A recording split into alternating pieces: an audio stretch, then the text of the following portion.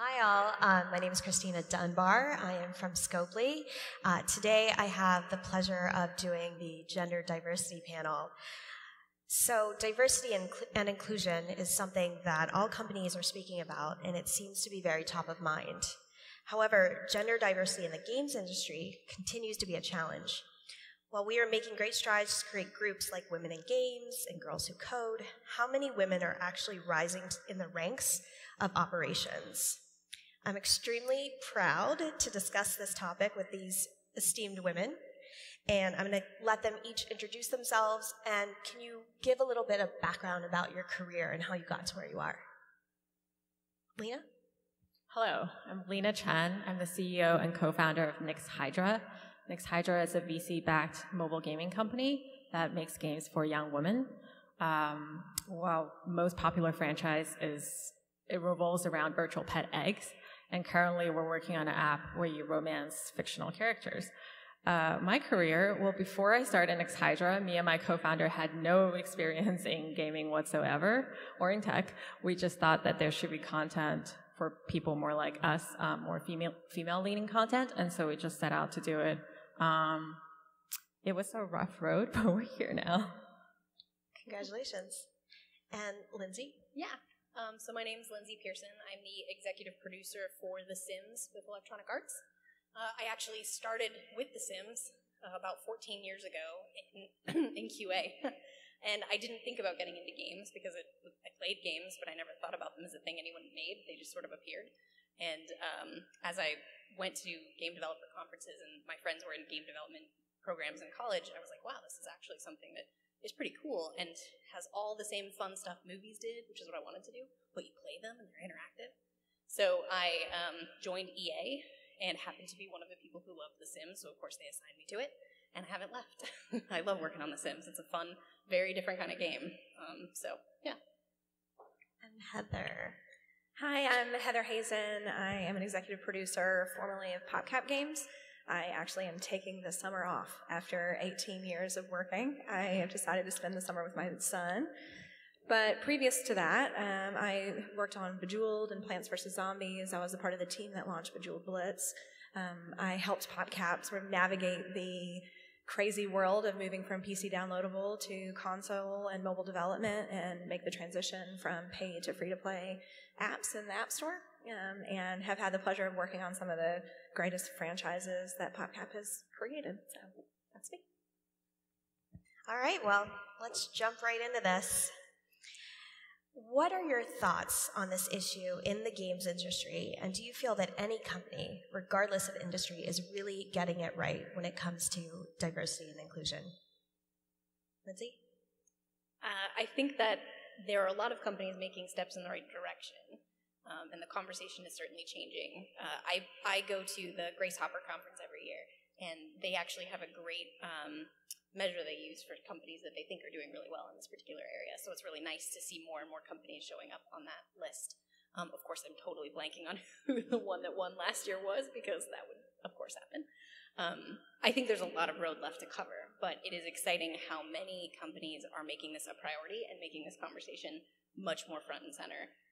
Even in my time at EA, that has changed dramatically over the last couple years, and it is something that is talked about a lot more often, focused on a lot more often, and there's a lot more programs being put in place to actually help foster that diversity in the workplace, which is pretty exciting and is a really important change to see happening.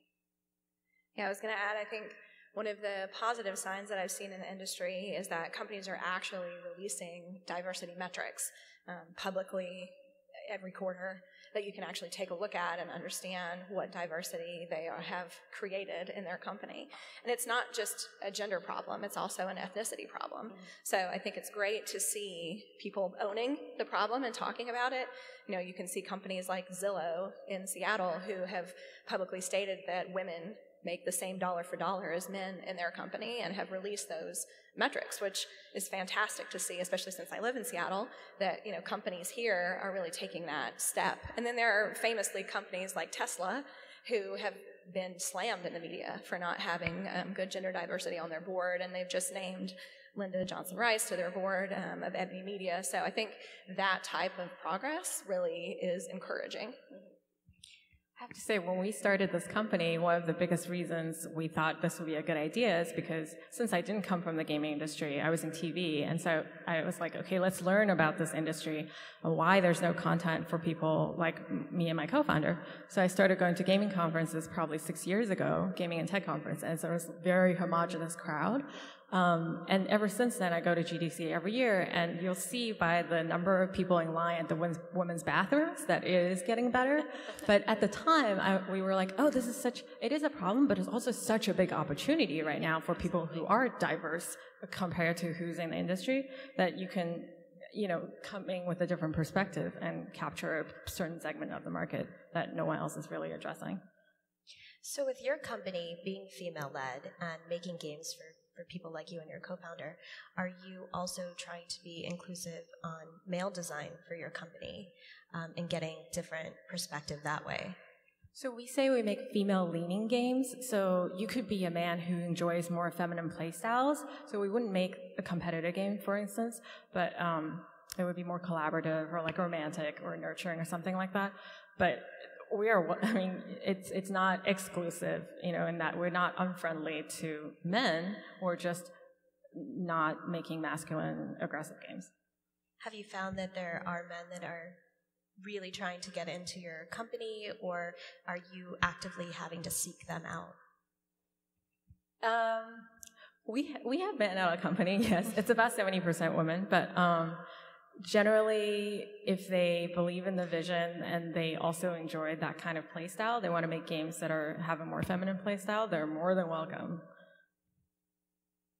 So Heather and I were talking this morning, and I had mentioned this in a previous session that I did, and I actually worked for about 10 years in corporate casino industry, and what I found there was that female leaders were not embracive of female subordinates. Have you found that at all through your career, that there have been women above you that have either helped you rise up or have maybe held you down? And are you doing things to actively rise up your female colleagues? I'm happy to answer that to start. In my career, I've been extremely fortunate to have amazing female and male mentors. When I recently left PopCap, one of the hardest things leaving was the person that I had worked with for such a long time was a man and was extremely supportive of me. So I think, finding someone who understands you as a person, whether male or female, is the most important thing. As a female, I certainly have been a mentor to many females in the PopCap studio across Electronic Arts. Lyndsay and I were connected as a part of that program as senior female leaders at Electronic Arts. So I certainly think that in a world where there's only a quarter of females that are working in the tech industry, it's imperative that as females we work to rise them up, to help support them, to help teach them the things that we've learned. But it can't just be a job that female leadership does also. It has to be a consciousness in the company that really thinks about how to support women in a different way than has been in the past. I read an article, just yesterday, that it would take us 168 years from today to come to gender parity in the technology workforce if we continue at our current rate. Nothing should take 168 years, right? So I think it's going to take everyone to pull together to really address the issue holistically. I read an article, I think it was in Atlantic a long time ago, or a few months ago, where it said there's a specific environment and a specific gender identification that causes the queen bee behavior, where you're pushing people, pushing women, like women pushing women down. It's when it's an environment where masculine behaviors are rewarded, and the woman being a woman is not one of her top things that she identifies with. And so in order to protect herself, she'll identify with I'm a, go-getter, I'm an executive, I'm a boss, whatever it is. And that's when it leads to them pushing other women down. But then if they identify very strongly with oh, I'm actually a woman, then they would be more supportive. And obviously if the environment's good and doesn't oppress women in general, then they'll also be better. Yeah, I would echo Heather. I feel like I've been very fortunate in most of the leadership I've encountered. My first job, as I mentioned, was in QA, and that actually was a situation where I had a female boss who did not like other women at all and made it very clear. She favored our gentlemen in QA, so even though I was clearly doing a lot of the leadership work on my QA team, the guy was in charge. I chose to deal with it by ignoring the problem and just finding other people to support me in the org. I knew that I was going to be working with the development team more closely, so I didn't need to worry about her too much directly. But that was a frustrating place to be in because my boss didn't care what I was doing at all. Since then, luckily, I've had a lot of really, really great female mentors, and male mentors, I would agree. But my female mentors in particular, especially as I've been through different phases of my life, were super helpful to have people who had kids or who had gotten married and figured out how to balance all of those things, all that life stuff that I felt like my male mentors might not quite understand the same way, and could sit there and tell me it's going to be okay or it's going to be really difficult and that's all right. Let's figure out how to make it work. And it's important to be able to have that conversation. And if you can't find it with a direct mentor in your chain of command or your management, there's lots of other support around the industry, around other studios. Like Heather mentioned, EA's done a pretty good job at helping us connect with other leaders in other studios, and I have found that very valuable over the years to be able to just reach out to somebody else in a different team and talk about the challenges that we might be facing. And I would say the same thing about trying to grow the other women in our org. It's, again, trying to provide someone to talk to, someone to go to for any questions or concerns or comments, and just have somebody to bounce things off of and know that they're there and they're there to support you. So I've tried to be that for any of the people I've encountered who are coming up through the ranks or trying to figure out their way around the industry. But it does definitely need to be more than just the women part of the workforce. It needs to be a whole effort to really make sure that we can help people succeed. So going back to the 168 years, I guess it goes along with the stat that just 22% of all game developers internationally have women, or women make up that 22%. How are you or your organizations combating the pipeline problem, or do you believe that there's a pipeline problem? I think there's definitely a challenge in making sure that we are working hard enough to find the right people for the right positions when they're available. There tends to be, and I'm sure this is true in lots of other industries, when you actually have a role, it goes from being, we don't have a role, to being, we need somebody right this minute, and setting aside that extra time to make sure that you're really looking for all the different candidates that really could be perfect for that job or appropriate for that job is super important. So you can't just take that urgency and hire the first person that seems like they're a fit. Like, you actually have to go the extra mile to look broader than that. You have to make sure that you're looking at as big a spectrum as possible, because the first person may not be the best person, the second person may not be the best person, and you want to make sure that you're trying to hire with diversity in mind, with that background in mind. My team, The Sims, very much values people coming in from different backgrounds, because we're making a game about life, and if everybody's the same, then we're just going to make the same experience, which isn't really representative of what everybody might want to experience in the game. So we have spent that extra time to try and make sure we're bringing somebody in who has a different point of view or a different background. But it does take time, and you have to be willing to kind of bake that into the system somehow and know that it will require extra effort, extra energy, and you really need to kind of look outside the normal channels sometimes to find who those candidates might be. It's one of the things that Grace Hopper has been great for, actually. It's great to go talk to a lot of new up-and-coming students, people looking to get into technology, and they're always super eager. One of my favorite things is explaining that there's a lot of cool jobs in games they may not know about, because a lot of people think it's just, I don't want to go be an engineer in a dark closet somewhere, but that's not really what happens. So it's nice to sort of say, here's all these cool opportunities. But that's one of those channels that I think not enough companies have sort of taken advantage of yet, at looking at that student pipeline, looking at who are these people coming in, what are they interested in, how do we help them connect with the games industry that is not necessarily appealing to them yet. Heather, you had mentioned that in your organization that you had lost some female leadership. Is there a replenishment? Are there women to take over those positions? Yeah, I think there's always work to be done in the pipeline discussion. you think about one initiative that we had at PopCap, which was hosting Girls Make Games, a camp that needed space, as how it originally started, and we had space at PopCap here in Seattle, and so we struck up a partnership with that organization. So we spent quite a bit of time helping develop the curriculum, working with them to invite female leaders and male leaders from PopCap into their sessions to speak to them about what it means to make games. It's really that connection and fostering of the information that I think you have to focus on as an organization. I think Grace Hopper is another great example. Code 2040 is another great example. There are a lot of great organizations out there that have set this as their mission, and I think it's incumbent upon us as leaders and organizations to reach out to those nonprofits, to support them financially, to participate in conferences. That's the way that we get the word out that females are welcome at our companies and that we value diversity.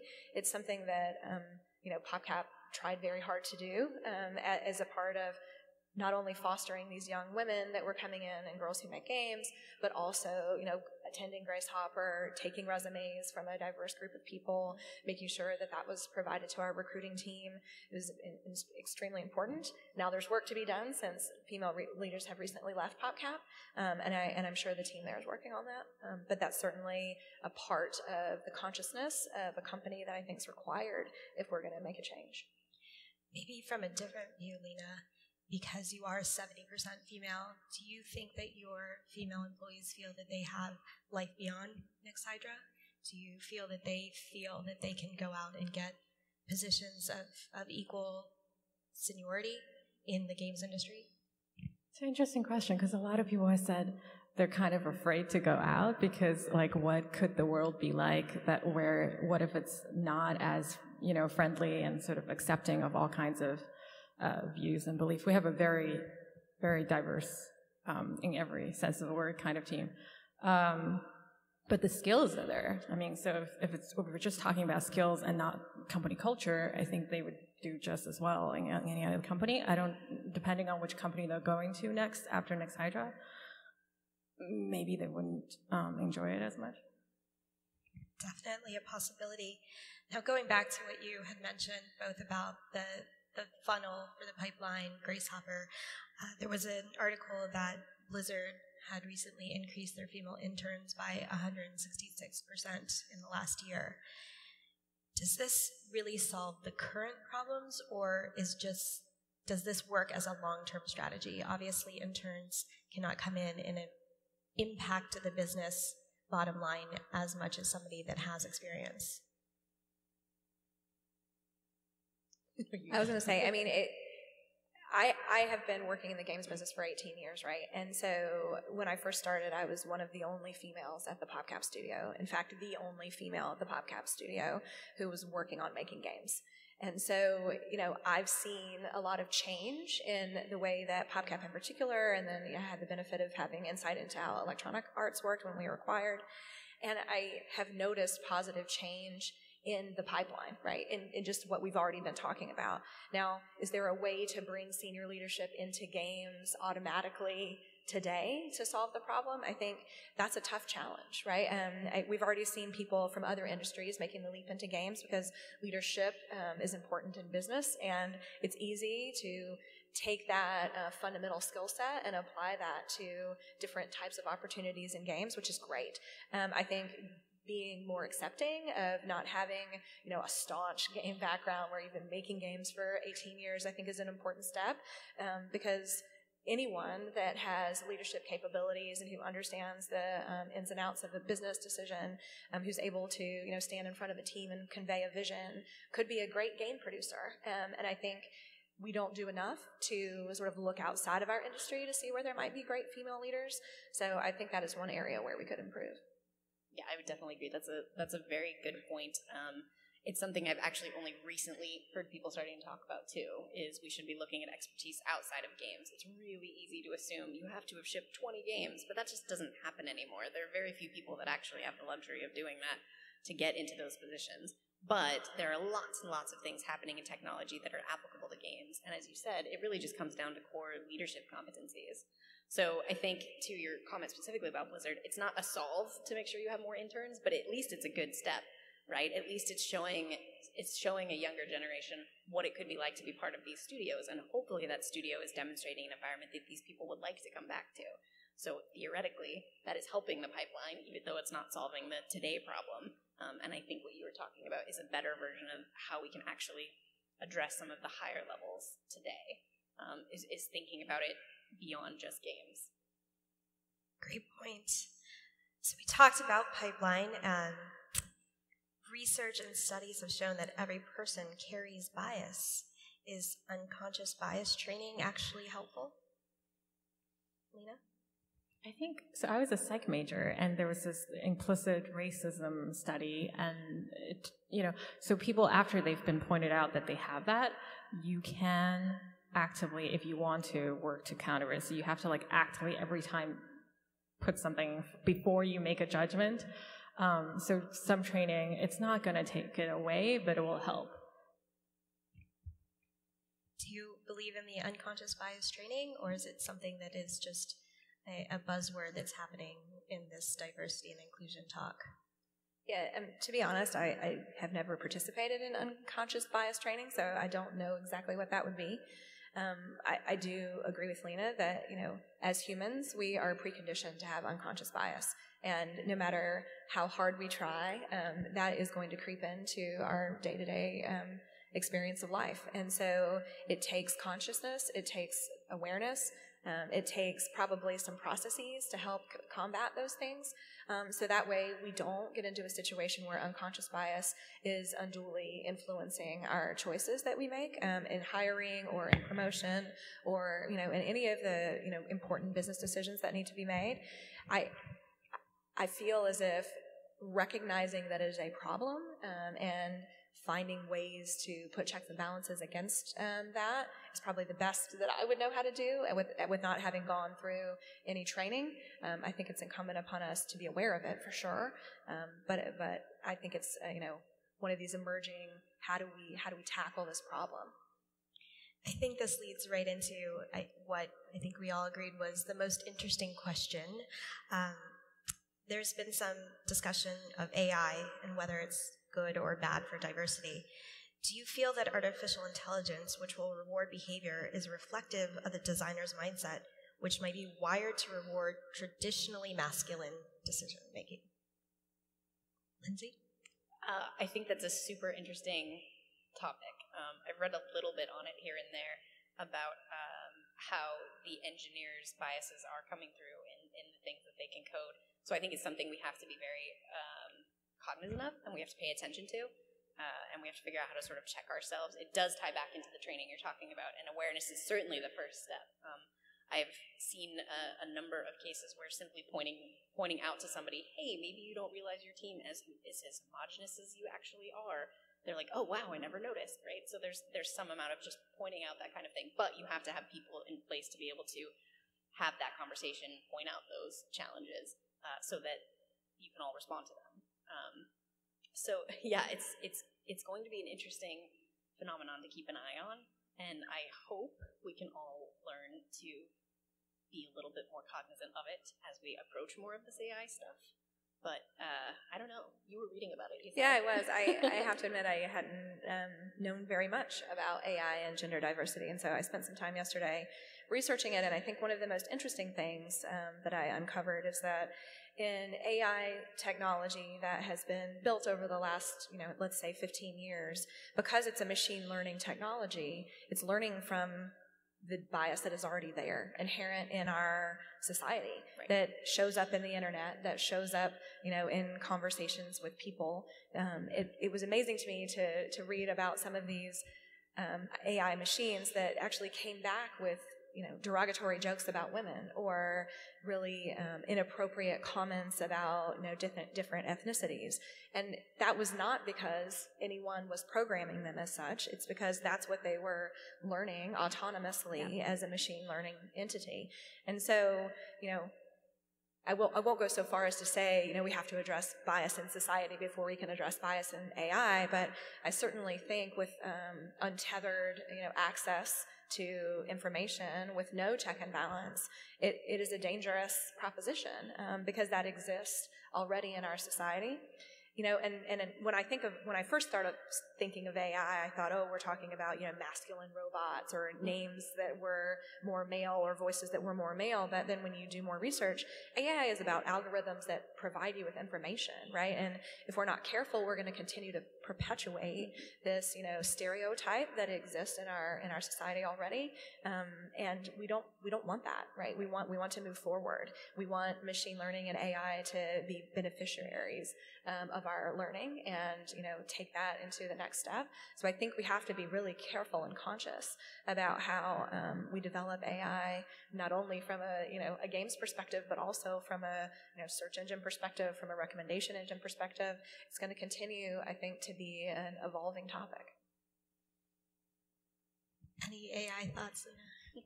Well, I sort of see it as kind of similar to advertising or Hollywood, where media is it will influence how people think about certain things and cause bias in the masses. So similar to something like AI, if we get more female-leaning people actually making movies, for instance, or making the ads or programming the AI, we'd probably be better off that way.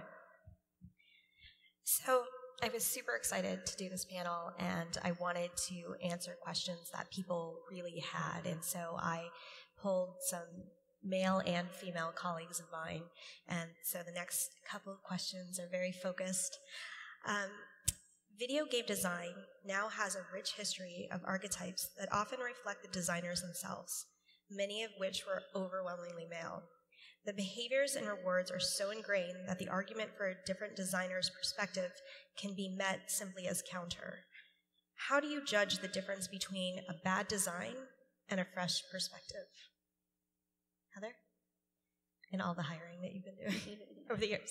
Yeah, from my perspective, it's incumbent upon the leadership of the studio and of the team itself to make sure that the teams are made up of diverse groups of people to create an environment where those conversations about diversity are already happening. We spent a lot of time at PopCap debating what the right makeup of a team is, what is the right culture fit, what are the expectations and values of those teams. And in the end, as the executive producer, it was my job to communicate that, to communicate my expectations of how we work together, how we collaborate, the type of language that we use when we speak with one another, what it means to, have integrity and be honest.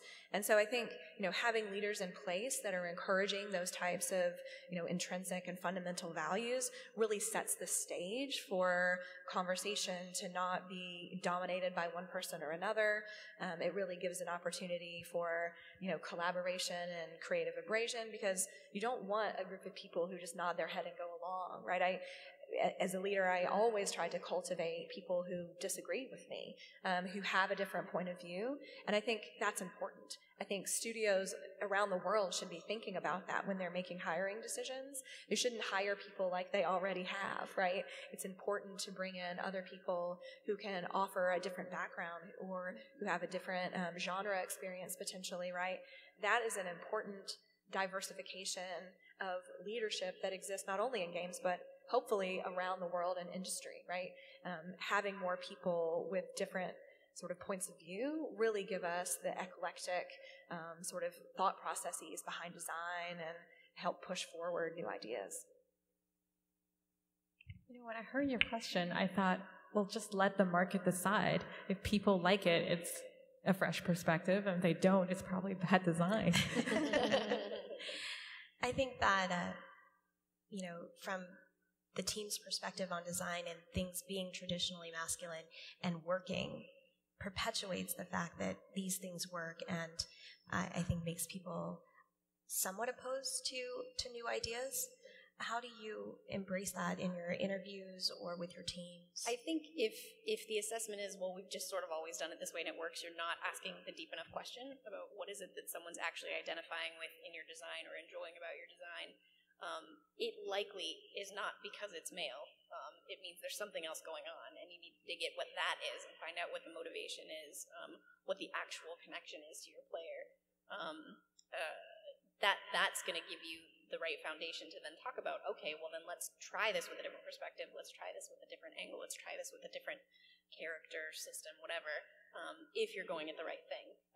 It would be a mistake to simplify it to just say, oh, well, this has just worked for so long, let's just keep doing that thing. And I think some people do that, and I think that is the harder work that needs to be done, that Heather was talking about, is the teams have to look past that and have to look past the standard tropes and the standard roles and archetypes and say, what are players actually looking for? What are we trying to deliver as an experience? What motivation are we trying to go after? Like, what are we trying to create as an experience here? And you're right, the market will decide some of that too. It's just, okay, maybe we picked the wrong one. Maybe they really didn't want to do that thing. They wanted to do this other thing. But I think what you put over the top of that becomes less important if the right underlying structure is there, if the right underlying motivation is there. People will get behind a good story, a good experience, a good design, if it is accomplishing what they as a player sort of set out to try and do. Now, I know this wasn't one of the questions, but just in talking about interviewing, getting fresh perspectives, and also solving a pipeline problem, are you as hiring managers embracive of the Rooney Rule? Do you agree with it? Do you believe that, in order to make the playing field a little more fair, that you will have to speak to X number more women to every male that you speak to? Can you explain that rule? Maybe not. Yeah, I was for like, you, I haven't heard of it. if you have a lot of female applicants. So basically, with hiring, it's for every male applicant, you have to speak to 3 or 5 female applicants or candidates in order to make the decision process of who you will pick a little more fair, being that women only represent 22% of the industry. Are you using any type of that in your candidate hiring practices or your interview hiring practices at all? Or is it really a belief that the best of the best will come to the table regardless of gender? I had not heard of that, but I'm going to ask for it now. I was like, that sounds great. I never get enough candidates for what I want when we hire. I have found that repeatedly. It's been difficult to get enough people in general, and I don't know why. I know they're not out. I know they're out there. So sometimes it's a matter of did the recommendation get lost? Were my recruiters too busy with somebody else's hire? So I think there's a little bit of there's literally mechanical operational problems sometimes. But what we've done more over the years is we actually look to our teams to give us good candidates and good submissions, and we try and make sure we look through as many of those as possible. So I like that idea. I was like, maybe I shouldn't have to do that, but actually I like that idea of at least trying to say, hey, that's cool, but I need 5 more. Do you feel that you're getting a fair share of candidate split, 50-50, or do you feel that every position that you have is overwhelmingly male candidates? It's pretty mixed, actually. I feel like for some of the roles we've been able to hire over the various years, it's been closer to a 50-50 mix, which is great. And then on some of them, I feel like I rarely get more than a couple people. So it's hard to say it's even overwhelmingly male. I'll get 2 candidates, but it depends on what it is. Sometimes it's a contractor that was an intern with us before, kind of thing, right? So that's a little bit different. But like I said, I never feel like I get as much as I would like in terms of variety. But that's something we keep working on. Heather? Yeah, I mean, from my perspective, my recruiters probably are not happy with me because I often go back and say, hey, I don't have enough choice here. And I appreciate that it takes time and effort to find great candidates, but I need to be able to look at, at least 15 or 20 resumes for a role, and it needs to be diverse. And again, it's not just female, it's also ethnicity. And so I've pushed back quite often and said, okay, this is too homogenous of a pool, and I'd like to see something else. It's hard because, as we've already discussed, there are not as many women and people of different ethnicities that are available for some of the more senior positions. And so it takes time and effort. And I think, this whole conversation is based around the time and effort that we as individuals, as companies, as leaders are willing to put in to solve this problem. And, we can take the easy route and say, okay, well, here's 15 resumes that I pulled off LinkedIn that have the qualities that you need, but they're not helping solve the diversity issue. And so it's important that leaders also push back on those things and hold recruiting and HR accountable for spending the time that it takes to help solve the problem. And, pipeline is one thing, and supporting Grace Hopper and, Code 2040, those are all things that are important. But if we're not getting those candidates to the hiring managers, then we're just perpetuating the problem. Representing the talent acquisition function, I hear you, and we will respond Thank you, Christina. accordingly. Can you please fix this? Okay, so another submitted question. With the increased emphasis on team-oriented organizational structures, communication and collaboration skills have become increasingly important parts of the evaluation of employees. It's also the evaluation of these skills in team environments that biases and role prejudice can be most striking. What kinds of methods do you find the most successful in maintaining a healthy evaluation system in a collaboration-driven environment?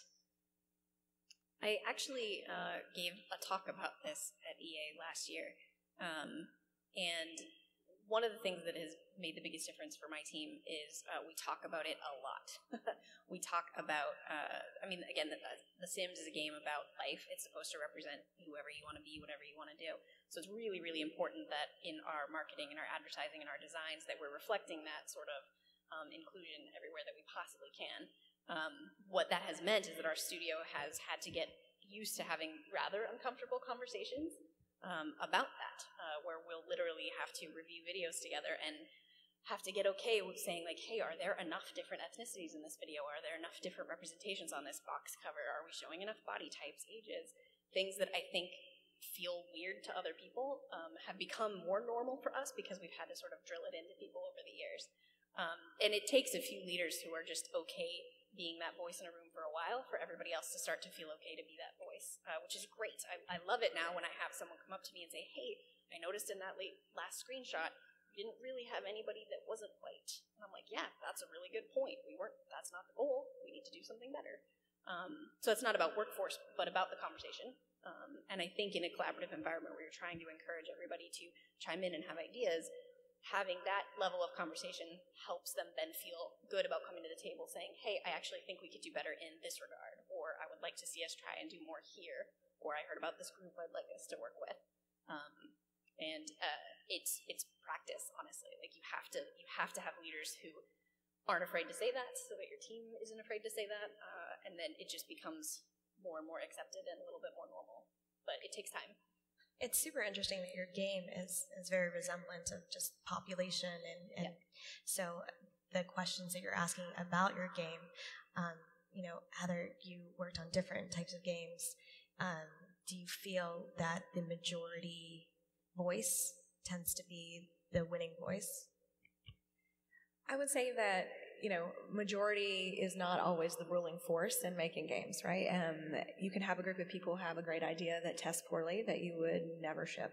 And, I've been down that road many times. Fortunately, working on mobile games, we had the opportunity to test a lot of things before we pushed them live.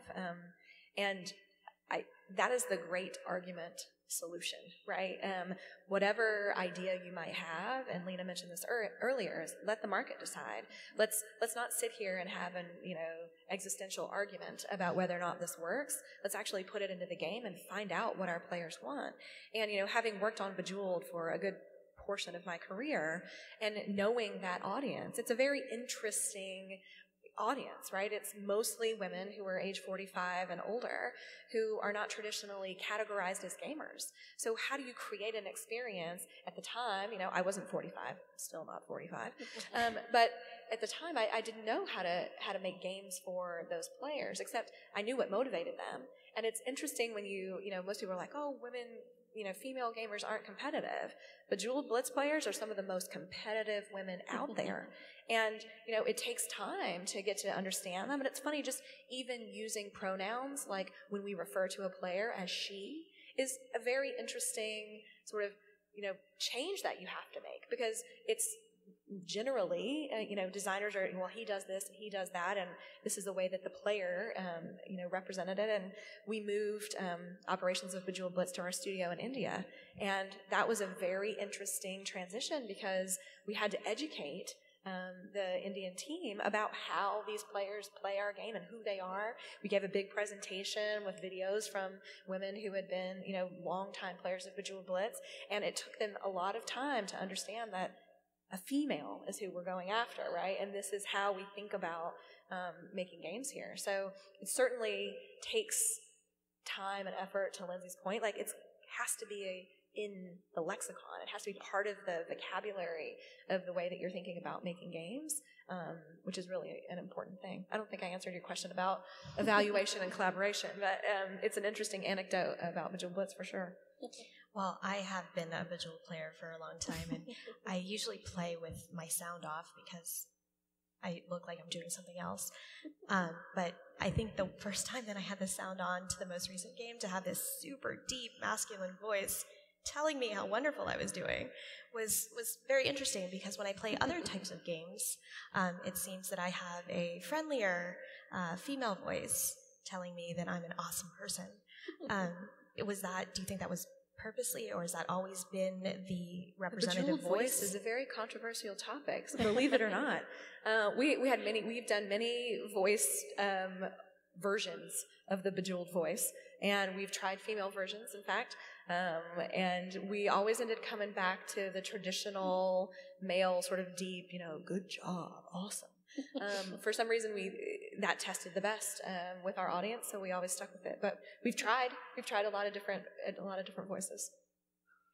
Lina, you work for you own a games company that is focused on games that you and your co-founder wanted to play. These games are considered traditionally more female. Do you feel that you are representing female gamers, per se, that want to play what are traditionally more masculine games, and if they are looking to you as a mentor or a guide in their career, but they don't happen to play those types of games, do you feel like you're providing opportunities, or are you looking to diversify your game? So you mean someone's a woman, but they prefer masculine playstyles? Yes, the they women probably would not enjoy working on Nyx Hydra. Okay. It's just like if you're a man, but you enjoy feminine playstyles, you would love Nyx Hydra. It's more about the playstyle that we go after, because we feel like there's not enough of that kind of playstyle in the market. Do you feel that you get some backlash from female gamers about those types of games? If you're representing them as a CEO and co-founder, do you feel that there's any backlash about, I'm a Deer Hunter player, or I'm a Game of War player? I'm not. I think, when we simplify it to something like games for girls, that gets really dangerous, because then they're like, I'm a girl, but I don't like any of these games. I'm not like a nurturing person. I like to shoot guns or whatever. And that's not really what we're saying. It sometimes gets simplified that way when it's quick, but we're like I said, we're just making more feminine play styles. So you're staying very niche, and you want to continue making those types of games for a niche audience. Yeah, well, actually, I don't know how niche it is, because there's a lot of games out there right now that are not the feminine play style. In fact, that would be the majority. And so there's a whole world of games out there other than what is currently available. And so we focus on the things that are missing. Yeah, I think it's helpful when you think about making games, if you don't, you're not so binary, right? It's not male or female, and we can't put people in boxes if we're going to create entertainment experiences for them, because I think everyone is motivated in a different way, and everyone has different things that are engaging to them. And, just because I enjoy beating my sister in Bejeweled Blitz every Tuesday when the leaderboard resets does not mean that, another woman is going to have that same experience. So I think we should shift the conversation away from, this is a male game or this is a female game. It's about what motivations you're actually, incurring in that situation, and how you feel about the experience that you have. It's entertainment, right? We all want to be entertained. We're entertained in different ways. Some people love to tell stories. Some people love to shoot guns. Some people love to be a part of a group. Some people really want to play on their own and be personal best, right? So we have to think about it more broadly than just male-female. We have to build games that are really going to the heart of what creates an exciting, engaging entertainment experience. Well, I don't think that this is something that we're going to solve in this panel. we're not trying to solve it in this panel, but I think that there are people out in the audience who are either running studios or they're women working in these studios, and when they look to you, maybe some final thoughts on how you would like studio leaders to work on being better, and what advice you would give to all of our female colleagues. I'll start by echoing something Heather said in passing, which is it's actually really important to be part of a team where not everybody agrees on everything all the time. So if that isn't part of your studio environment already, try and figure out how to make that part of the environment. Even if that means that someone has to sort of put on a different hat in a meeting to be the person that says, okay, let me poke at this from a different angle and challenge it. Because if everybody's agreeing on everything, then you're not asking the right question. And you're not trying to think about a different perspective or how somebody else might respond to an ad or a feature or a system. I think that's a really easy change most of us can take back to work is sitting in those conversations and saying, okay, this seems logical, but let me think about it from somebody else's point of view. Let me think about it from some other angle and see if there's something that I could challenge about this that may make us get to a better place. Yeah, and I think from my perspective, I already said this, but I'll say it again, is, gender and ethnicity diversity is a problem for everyone to tackle. And I think, if you're sitting around thinking, oh, that's already solved or someone else is dealing with that, I don't think that's a fair perception, because whether you know it or not, and maybe this is where unconscious bias comes in, if you're not actively thinking about ways to diversify your workforce, then it's probably not happening. And so I think it's incumbent upon all of us as leaders to think about it, to make it top of mind, to have conversations about it, to be willing to push back when you don't get enough resumes, to, attend Grace Hopper, to talk to women who are, helping young women learn how to code and be a part of a change movement. It's important that we participate. I think whether you're management or if you're a female employee, so we mentioned the word problem a lot of times. I think of it more as an opportunity. So given that there's a lack of diversity, what are the opportunities? And ultimately for businesses, you want to make profit. And so it's like how can diversity lead to more profit? Like how can new perspectives bring in more profit? And if we see it that way, then everybody's a little bit more motivated to get involved versus out of goodwill or whatever. Now they're like, okay, how can we make more money if we get more different perspectives in here? Or if I have a different perspective, how can I use that to create opportunities? Absolutely. All of your comments and ideas and thoughts have been great, and I appreciate all of you doing this panel. Again, this is just the tip of the iceberg of dialogue, and I think that we need to continue talking about these things, not just in these conferences that we have, but how do we take it back with us? How do we make it a very commonplace conversation? We have about 10 minutes for Q&A now for anyone. Microphones on either side of this large auditorium. Hi, my name's Megan, and first of all, I want to thank you guys. I actually think you did solve a lot of problems. It was a really insightful conversation, and we need so many more of these. And I wanted to say that a group of us have started a leadership for diversity movement within the industry. It's very new, and it is basically to transform leadership for the collective good. The call to action is investment in leadership for creativity, inclusion, diversity, and meaningful engagement to be embodied by and communicated throughout the organization. We wrote a manifesto that's actually out there, but we just put up a website, and so if you like, I can give you guys a card. We've gotten 170 industry leaders to sign it so far, and we're looking to go to all the game conferences and get influencers within the gaming industry to tweet the message to go and sign and add their name, because nothing in history has really ever been changed without a movement, and we have the power, the collective, to actually embody and be those leaders like you are up there, because you are the change. So if you'd like to get a card and go to our site and add your name and tell 30 friends, that's how we're going to grow it. That's amazing. Cool. And I'm so glad Thank that you had this opportunity to talk about it here too. So I'd like to build on that and say a big thank you very much for sort of coming out here on stage and being ambassadors and evangelists for this. there's no doubt at all, as an industry, we totally suck in terms of diversity of things. And we have to change things. And we can't change things. You can't be what you can't see. We'd love to change things. But you go to something like University of Washington, a great school, they're up to now 27% sort of female, which is up from 17% before. Even if as an industry we hide every single sort of one of them, we're not going to get to the gender parity. Yeah. And it's the idea of, you look at all the people who graduate from the University of Washington, who are the ones who graduate? Well, the ones who applied.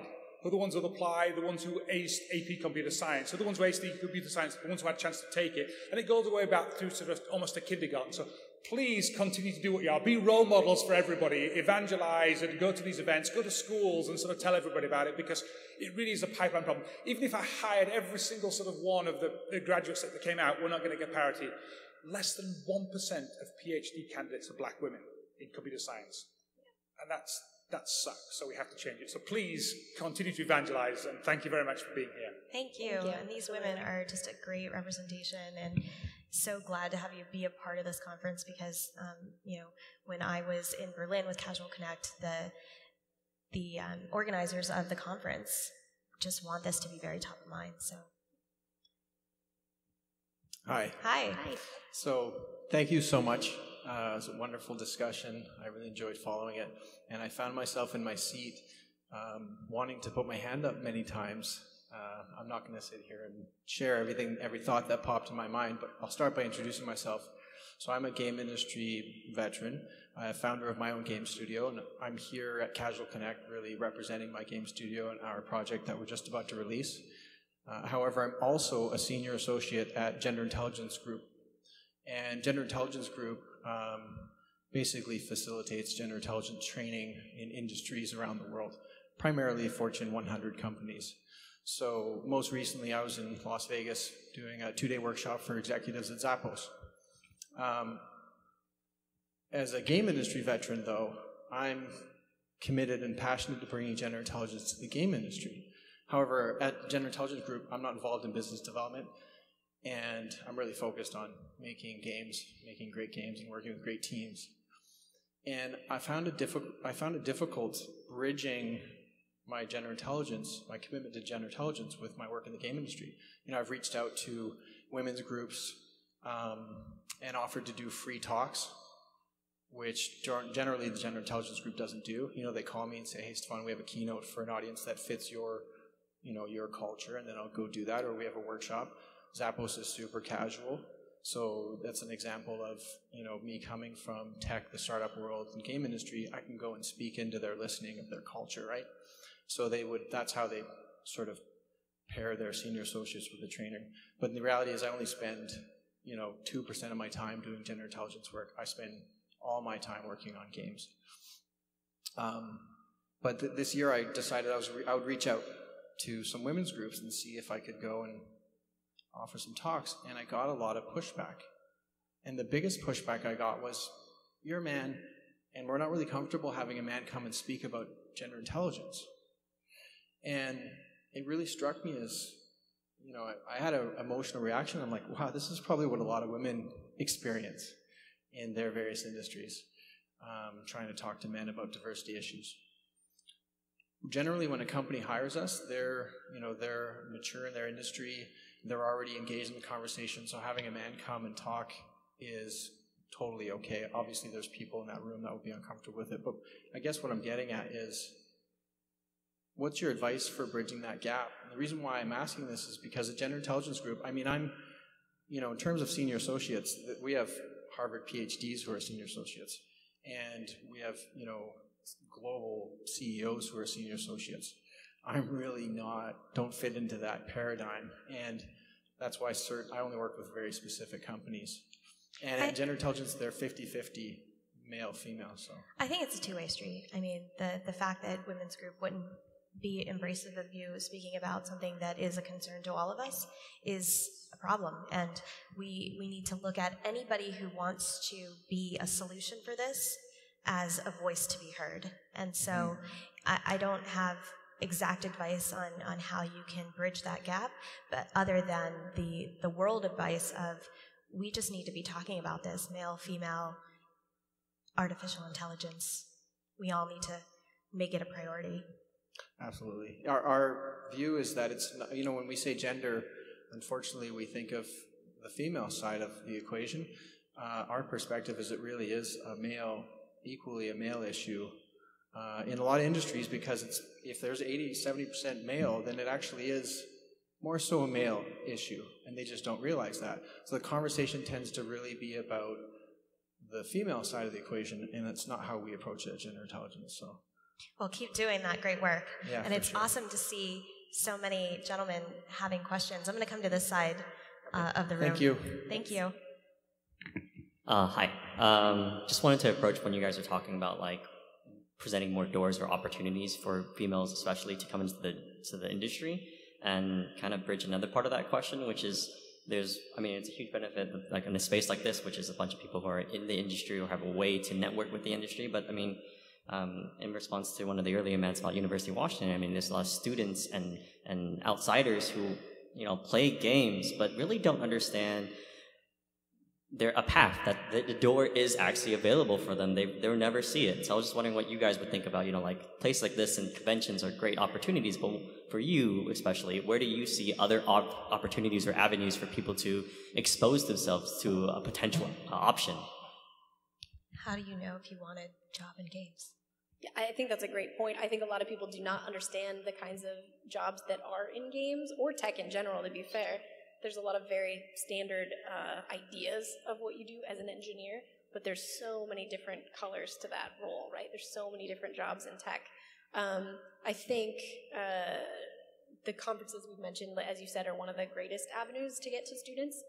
Some of the programs like the Code 2040, Girls Who Code is high school students, but that's another opportunity to explain the types of roles that they can have.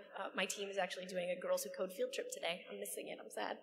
It's one of the best things. But I think a lot of big companies try and do recruiting events. I know EA certainly does, which is good student outreach. But I don't know. I would love to hear more ideas of how to tell more people what is out there. Well, you know how a lot of men got into the industry because they really loved playing games when they were younger, and they just sort of figured it out because they were like, how do I get more involved in this world? Yeah. Well, if there are more games that a lot of girls get obsessed over as they're growing up, maybe they'll also be like, oh, how do I get into this world? They'll sort of have that intention. Yeah, that's true. Thank you for the question. This side. That's actually how I got into games, since I was like, I like games a lot, I'm just going to figure it out. So if I were a game company who wanted to implement policies of some kind to maybe reduce the bias in my interviewing processes, my hiring processes, and my promotion processes, what kind of policies would you guys recommend? Like, if you could just do anything, like just every company were to just do this and it would make things better, like what would you say they should do? Well, like I'd mentioned, the Rooney Rule is to help level the playing field, but again, when you have just less women or ethnic or whatever diversity that you're trying to add to your company as applicants, then you really don't get to see a good sampling of the population. And being from the talent acquisition side, it's almost the chicken or the egg debate of, does our company need to develop women and show the external candidates that we are a culture embraces of development, or do we need to, from a talent acquisition side, start flooding our culture with more women so they can be developed? And right now, we're just in the middle of that cycle, trying to figure out where we can improve on both ends.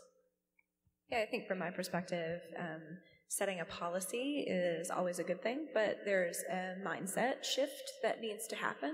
Expectations need to be set from the leadership of studios, from the leadership of companies, that, we are going to be diverse in the way that we hire, and we will build policies that require a certain number of resumes to be reviewed, that require a certain amount of diversity in those resumes, that actually encourage clear goal setting that's written down, that is obvious about the expectations that have been set for each individual, so no one is passed over for a promotion. I think it's easy in games to not be as rigorous around some of those things as we potentially could be. That would give us more insight. At the very least, it would give us the ability to gather data. And I think, someone at the top saying, this is our expectation, these are some steps in the right direction in terms of adding rigor, and then be able to look back over a year or 2 years or 3 years and say, have we improved? I think just that accountability is really important. Thank you all so much. Can I get a round of applause for them?